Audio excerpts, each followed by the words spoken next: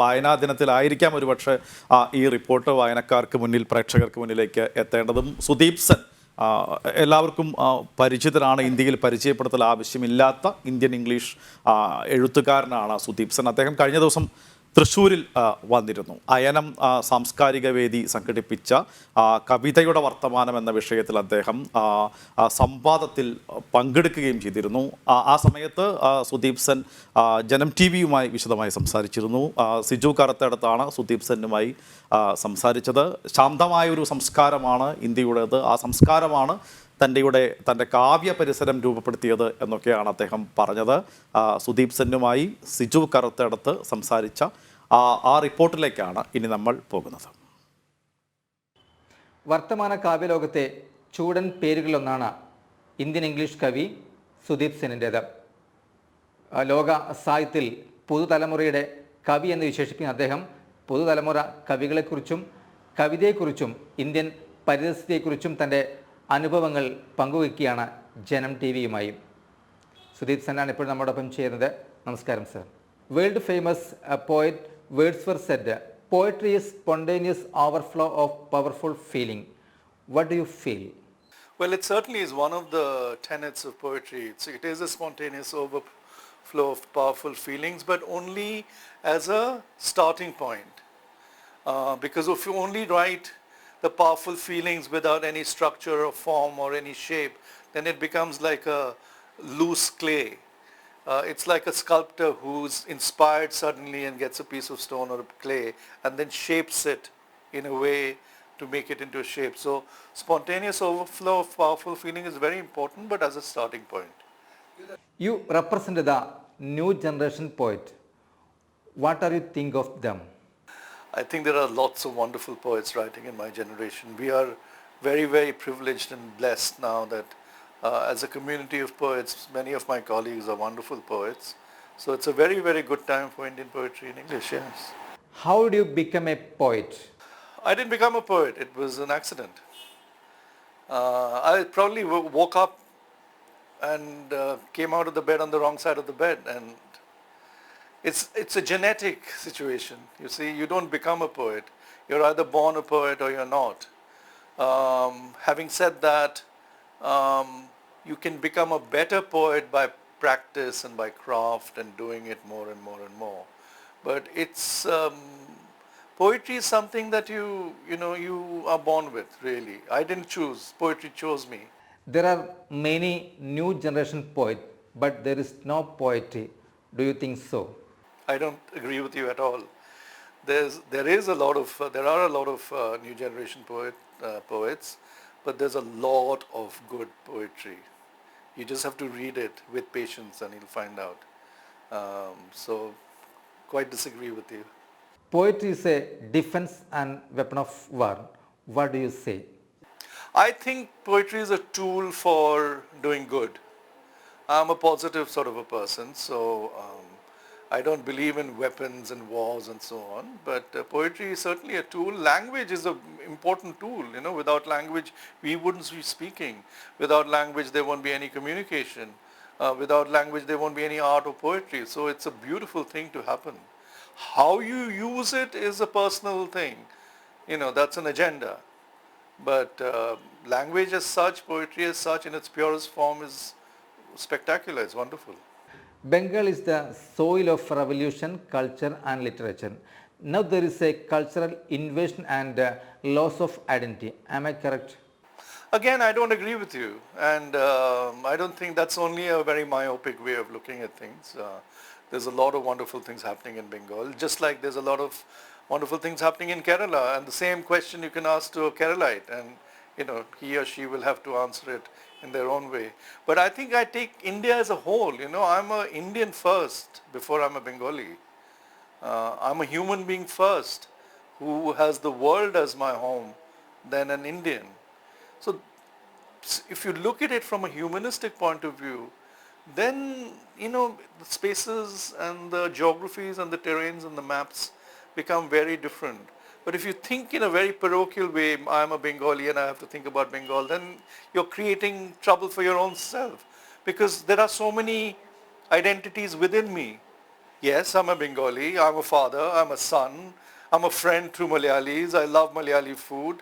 I mean, nothing is contradicting each other. And at the end, I'm a human being, which is the most important thing. Uh, Bengal is afraid of becoming a refugees their own soil, like Kashmiri Pandits. What is your opinion? I don't know where these questions are coming from. I don't think there's any problem with that. I don't think we have to worry about such problems of being refugees. Kerala is becoming paradise for Bengalis to live in, for whatever reason. India is a paradise to live in. It depends on, who chooses what. Keralites and Bengalis are very similar in many ways. Our literatures, there's a lot of commonality. There's a lot of commonality in traditional politics. There's a lot of commonality in terms of food we eat, rice and fish. The weather system is very similar. So it's very normal for a Keralite and a Bengali to live in each other's spaces and be comfortable. And why shouldn't we? Because it's our country. Kerala is not a country, it's a state. Bengal is not a country, it's a state. So people should be free to live in any place as they choose to, as long as they are happy and as long as the neighbors are happy. So, that's really it.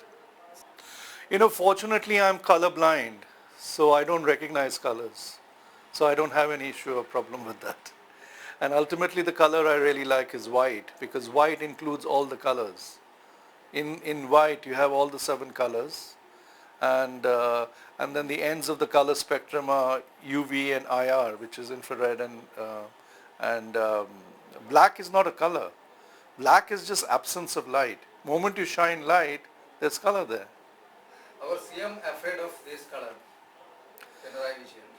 I would say that he should just be more open and smile, and there is nothing to be afraid of in the world, really. I think, human beings and the color and the fauna, everything is a very joyous, giving space full of gratitude.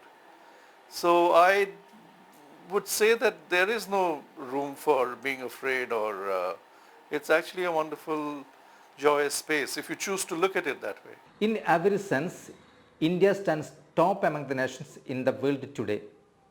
What do you think? Do you think so? Well, every country is very proud of their own heritage and culture, isn't it? So, India is a very ancient country full of history and riches culturally and otherwise. So it is always going to be on the top at one level. That's not even a question.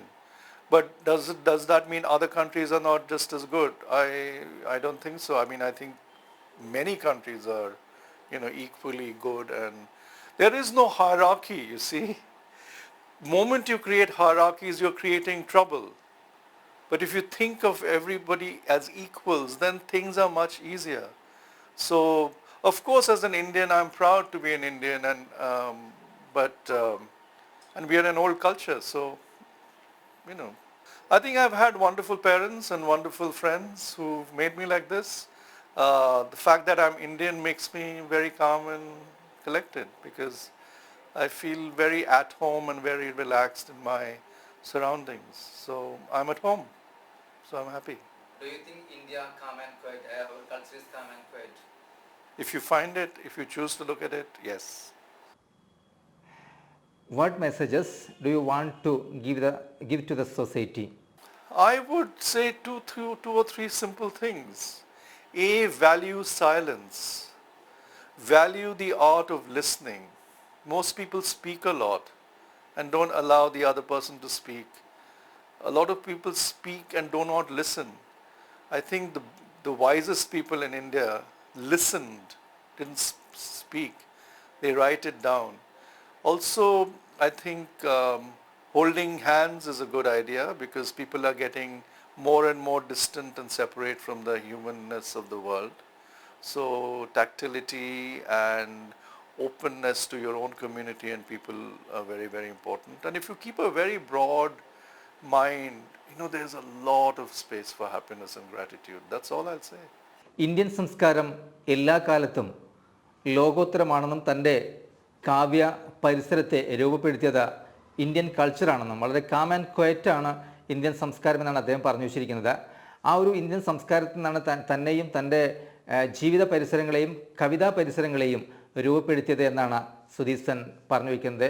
നേരത്തെ പറഞ്ഞതുപോലെ ലോക സാഹിത്യത്തിൽ പുതുതലമുറയുടെ പ്രതിനിധി കൂടിയാണ് സുദീപ് സെൻ. അദ്ദേഹം ജനം T വിയുമായിട്ട് അദ്ദേഹത്തിൻ്റെ അനുഭവങ്ങൾ, അദ്ദേഹത്തിൻ്റെ പുതുതലമുറയെക്കുറിച്ചുള്ള അദ്ദേഹത്തിൻ്റെ ചിന്തകൾ എല്ലാം പങ്കുവയ്ക്കുകയായിരുന്നു.